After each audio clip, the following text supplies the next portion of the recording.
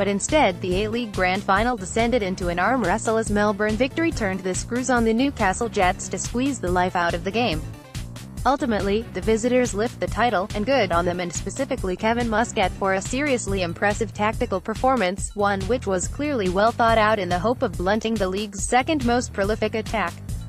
Victory crowned champs 409 Grand Final Butte did the tactics which essentially won them their historic fourth championship, ruined the on-pitch spectacle of the biggest match of the season. After a pair of incredible thriller-minute semi-finals which saw the greatest goal the league has ever seen and the ultimate tale of atonement a la Terry Antonis, the stage was set for another enthralling goal-filled duel. However, as the Victory hit the front amid rampant controversy surrounding a missed offside, the game changed irreparably. One up, the Victory compacted and sat back in defense, allowing the Jets to dominate the ball and build play going forward. Riley McGree and Ronnie Vargas loomed large in midfield while Dimitri Petratos showed the attacking prowess which led to him finishing second in the Johnny Warren medal as the home side searched for an equalizer. The Jets are a counter-attacking team, but as Victory sat deep to defend, they were forced to alter their strategy and play a style they weren't accustomed to. Ernie Merrick's side had the clear lion's share of possession throughout, traditionally a sign of dominance. In this case it conveyed a tactical battle they were losing. Terry Antonis of the Victory controls the ball source. Getty image. The back four missing the experience of Rhys Williams was touted as a potential weakness for the visitors, with Stefan Nigro slotting in at right back and shifting Thomas Dang central.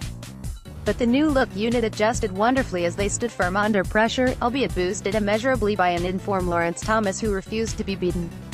Chances were created, although none were clear-cut, as the Victory defense turned in a classy performance to keep the Jets' attacking riches, who netted 57 goals in the regular season, at bay. Once they went a goal ahead, they just made it very, very hard to get past the defense. And every defensive ball they played was long. We couldn't get our game going. It was very stop-start. Jets boss Merrick concluded after the match. After the half-time break, Muscat's strategy was simple: put the pressure on, slow the game down and drain the momentum in order to prevent the Jets finding any rhythm. Jason Hoffman of the Jets competes to head the ball with Thomas Dang, left, and Terry Antonis of Victory source, opponed his tactics, as draining as they were for the spectacle and for the neutral who had hoped to see an exciting tangle between a pair of prolific attacking forces, slowly propelled his team to a famous victory. In the second half, the Victory were proactive in the middle of the park and on the flanks. They pressed. There was no time nor space on the ball for the home team, as they desperately probed for an equalizer. Terry Antonis and Carl Valeri were again key as McGree and Vargas, who had looked bright in the opening half, faded anonymously into the background as Josh Brillanti and Brandon O'Neill had done similarly a week earlier. Credit to Muscat for his expert game management, as he proved his raft of critics, who had called for his head as recently as a few months ago, wrong. The Jets can feel hard done by. VAR should have ruled out the opener, but Ernie Merrick can't argue that his team were successfully blunted by a well-planned and well-drilled Victory outfit who had done their homework. Dimitri Petratos of the Jets contests the ball with Stefan Nigro of the Victory source. Getty image. Muscat's men are the first team to win the A-League from out of the top two, and they can thank their maligned boss, the mastermind of a pair of astounding upset victories which saw them become the first team ever to win 4 championships since the extinction of the NSL. It was a similarly gritty performance to knock out Sydney FC in the semi-final, and while it wasn't pretty, the Victory are deserving champions.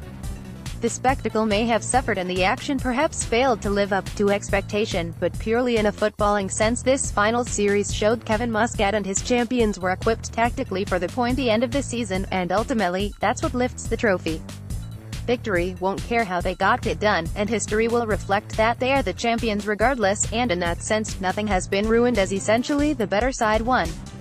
But for the neutral, there's a sense that the grand final didn't quite deliver the lofty thrills of 2 outstanding semi-finals.